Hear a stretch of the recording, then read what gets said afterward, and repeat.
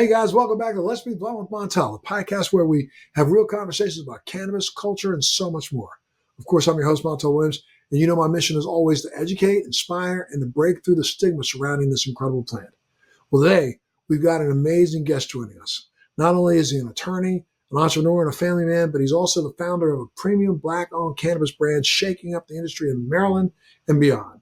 You may recognize him from his stint on Bravo's Real Housewives of the Potomac, alongside his incredible wife, Dr. Wendy Osefo. I'm thrilled to introduce Edward Eddie Osefo, founder of Happy Eddie. Eddie, thank you so much for being a part of Let's Be Blunt with Montel today, sir. Thanks, Montel. Thanks for having me. Absolutely. So good to have you here, my friend.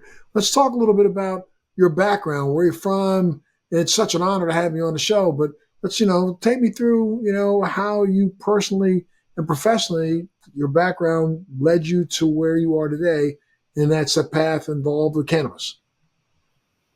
Sure. So my origins start in Baltimore. I was born and raised Baltimore, Maryland. Went to school locally, University of Maryland, College Park. Went away for law school, up to Philly, came back, and practiced law like in the state and local tax field. And so I was practicing law. I knew my wife as a teenager. It was kind of a love story, if you will. Knew each other from 17. We got together after college, got married. Again, we have 3 kids. And all of a sudden, I would say, 5 or 6 years into our marriage, I find myself, I found her with the opportunity to join Real Housewives of Potomac. Prior to that, I was an attorney. She is a professor. She was a professor at Johns Hopkins University. And we find ourselves with this opportunity to be on a reality show.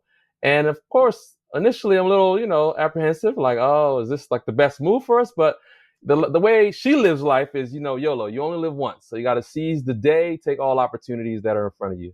And so we find ourselves on this platform, 1 million plus viewers every week, and they're kind of watching our lives. So it takes a while getting used to that part. But after a while, you're just going through, the motions, and they're getting to see the insights of your inner workings of your family, how, my wife interacts in her friend group, and it's just what we're about. Now, fast forward to me being on the show. One of the days, the women have an event.